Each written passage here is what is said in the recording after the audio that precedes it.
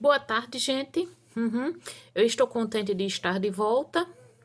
E eu queria também, hoje eu quero falar sobre umas afirmações que umas pessoas fizeram para mim, né? Uma senhora, minha amiga, que é testemunha de Jeová, que ela fez. Aí eu aproveito também, assim, quem estiver interessado na minha apostila de redação, é só entrar em contato comigo por e-mail. Eu estou vendendo uma apostila de redação para alunos que pretendem fazer o Enem, para quem pretende fazer o Enem, e estou vendendo a um preço bastante acessível. Aí eu queria falar sobre o que me disseram umas pessoas testemunhas de Jeová, falando sobre o suposto pecado original de Adão e Eva. Olhe, segundo essas pessoas, Adão e Eva, antes de cometerem um pecado de desobedecer a Deus e comer o fruto proibido, eram perfeitos. Só que aí vai uma pergunta: como é que seres que eram perfeitos puderam pecar? Cometeram um erro, né? Que segundo eles foi o pecado, segundo eles e tantos cristãos, tanto evangélicos quanto católicos, Adão e Eva cometeram o pecado da desobediência por vaidade. Só que assim, vamos ver nós, seres humanos, nós erramos o tempo todo. Erramos porque somos imperfeitos. Como é que seres que eram perfeitos cometeram um erro de desobedecer por vaidade? Para que, então é de supor que se eles cometeram um erro por causa de vaidade, é porque já havia vaidade dentro deles. E, aliás, os cristãos também gostam de dizer que Lúcifer, né, que depois teria se rebelado contra Deus, que ele era perfeito. Era um anjo belíssimo. Mas ele se revoltou contra Deus porque queria ser mais do que Deus, ou seja, também o pecado da vaidade.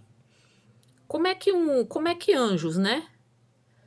Então, Lúcifer e tantos outros anjos que se rebelaram contra Deus também teriam sentimentos mesquinhos dentro deles, sentimento de vaidade. Olha, todos nós podemos cometer erros porque nós somos imperfeitos. Nós temos sentimentos, nós não temos apenas sentimentos bons dentro da gente, a gente também tem sentimentos ruins. Qualquer um de nós está sujeito a cometer um ato extremo numa hora de raiva, a querer ser mais do que o outro, a ser arrogante, a ser teimoso, cabeça dura. Todos nós somos cheios de defeitos. Mas agora é a questão: se Adão e Eva eram perfeitos, como é que eles puderam errar? Porque um pecado é um erro, não é? É cometer um erro. E, aliás, é, aí a gente também pode perguntar, falar sobre Deus, que Deus seria perfeito. Mas o projeto de Deus de criar Adão e Eva deu errado, porque Adão e Eva teriam pecado por desobediência, aí Deus os expulsou do jardim do Éden. Como é se Deus é perfeito, aí como é que ele criou seres tão falíveis como nós? Veja bem, a gente pode fazer tudo o que nós fazemos, por melhor que a gente faça, nunca vai ser perfeito, porque nós somos imperfeitos. Aí como é que Deus, sendo perfeito, sendo o suprassumo da perfeição, da onisciência, da onipotência, da benevolência, como é que ele faz coisas imperfeitas? Como nós, os seres humanos, nós somos imperfeitos. Mas nós, assim, não fomos criados à imagem e semelhança de Deus, mas somos imperfeitos.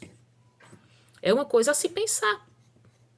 E outra coisa também que essa senhora de testemunha de Jeová disse a mim, assim, é que quem governa o mundo é Satanás, o maligno, né? Satanás, o adversário, porque Satanás significa adversário. Assim que, segundo ela, Jeová, Deus, estaria observando. Ele viu quando Adão e Eva comeram um fruto proibido e que, assim, Deus está deixando que Satanás governe o mundo para que as pessoas aprendam que o reino certo é Deus, que é Deus que deve governar o mundo. Olhe, imagine você, que é pai, que é mãe. Você diz a seu filho ou filha, seu filho pequeno, não é para você brincar com uma arma. Aí você vai deixar a arma ao alcance de uma criança, vai dizer à criança, não mexa com a arma, não brinque com a arma. Aí vai deixar uma arma ao alcance da mão de uma criança, aí você vai deixar a criança pegar na arma, vai deixar a criança colocar a própria vida dela em risco para ela aprender que não se deve mexer com arma? Vai? Ou você vai, como uma pessoa sensata, interferir para que ela não, para evitar que uma tragédia ocorra. Porque se for pelo raciocínio dessa senhora testemunha de Jeová, então Deus tem permitido que tragédias e tragédias ocorram, né? Há séculos ele tem permitido para que a gente aprenda de uma vez por todas que quem tem que governar o mundo é Deus. É uma coisa espantosa. E assim, como é que um. Então, se Adão e Eva cometeram o pecado da desobediência por vaidade, eles não eram tão perfeitos assim, então. Então, a vaidade já estava dentro deles. É como assim? Uma pessoa pode cometer um ato de violência, porque ninguém é inteiramente bom nem inteiramente mal. Todos nós temos um pouco de violência dentro da gente, podemos nos irar, podemos cometer um ato extremo numa hora de raiva. Como uma vez eu soube.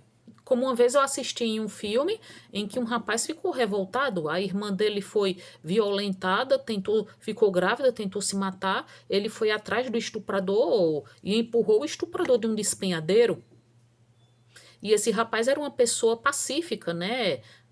Era um bom irmão, um bom filho, mas ele ficou tão revoltado com o que fizeram com a irmã dele que cometeu esse ato extremo. E depois ele enlouqueceu de remorsos. Por quê? Porque ele fez algo que a consciência dele condenava. Mas é a velha questão.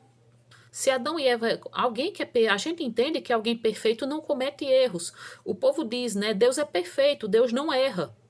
Só Deus é perfeito. Mas é estranho, né? Um ser tão perfeito ser cheio de atitudes humanas como esse Deus.